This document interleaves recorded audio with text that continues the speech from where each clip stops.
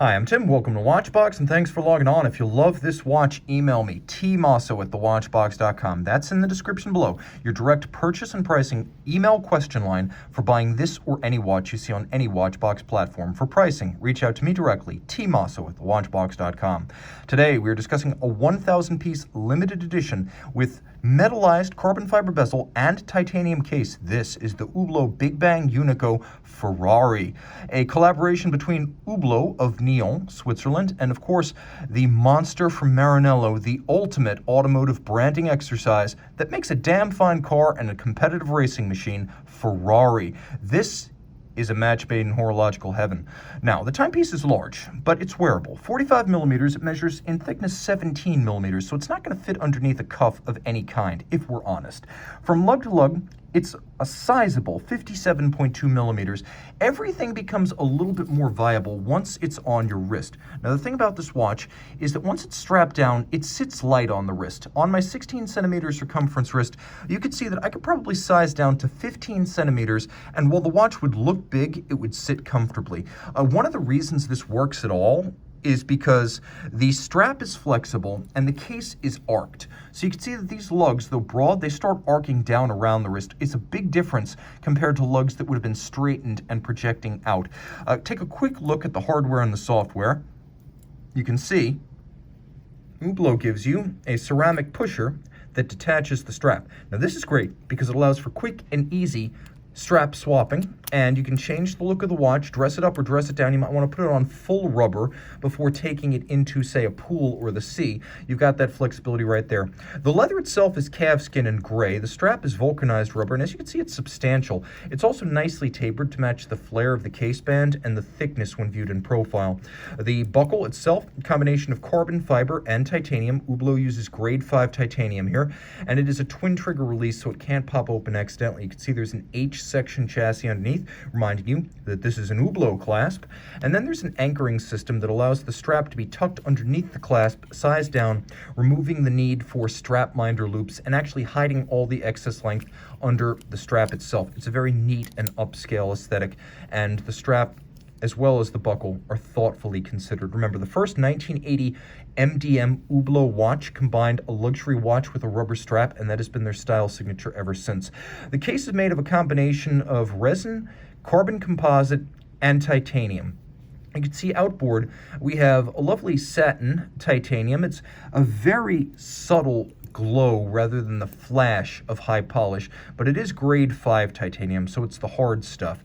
You can see that the chronograph triggers use ceramic shoulders for scratch resistance, and the watch includes a remarkable number of motorsports inspired elements, starting from the car seatbelt buckle, strap release, to the carbon fiber flank inserts, the Ferrari logo on the flyback trigger for the chronograph, and it is a flyback chronograph. And of course, then we've got a sort of automotive lug nut or center lock wheel racing style crown, hex screws fixing the insert on the crown side, and then we have the cross section of the metallized carbon fiber that's used for the bezel.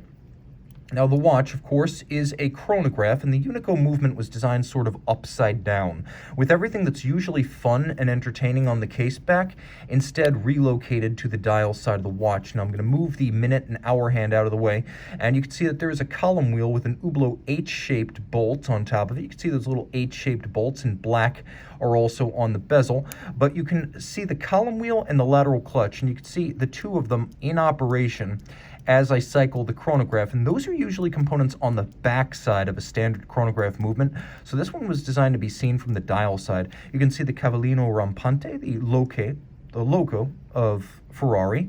That logo in particular is remarkably subtle as it sort of disappears on this dial. If you don't like the overt Ferrari branding, rest assured, the farther you get away from the watch out to an arm's length, the less apparent it is. It's tastefully co-branded, in my opinion. You can also see there's a skeletonized date disc that runs circumferentially around the dial. There's a nickel anthracite coating on the movement itself, so it matches the industrial sheen of the dial.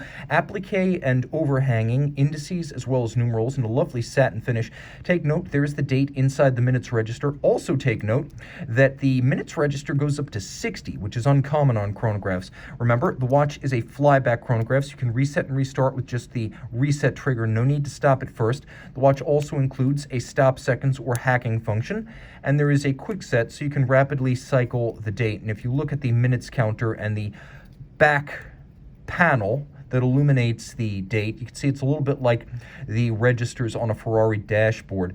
Taking a quick look at the case back, note this little red marker. That allows you to position the crown and orient it correctly for a 1/4 turn lock to achieve its 100-meter water resistance. Okay, Hublot Unico caliber 1241, automatic winding, 72-hour power reserve, 38 joules, ceramic rotor bearings for high efficiency and minimal maintenance. It's got a full balance bridge for shock resistance, a silicon escapement for a combination of anti-magnetism, and it operates unlubricated, so it also includes the ability to extend the intervals between service to 5 years or more. It beats away at 8 beats per second, and it is a full integrated automatic manufacturer caliber of the highest order. It is both adjusted in 5 positions and very tough, so it's precise and accurate all at once, and it comes stock with that flyback functionality. Reach out to Tim Mosso at thewatchbox.com for purchase and pricing details. Back with the Hublot Ferrari, it uses black superluminova, so it is very faintly lumed, but you can see it is lumed.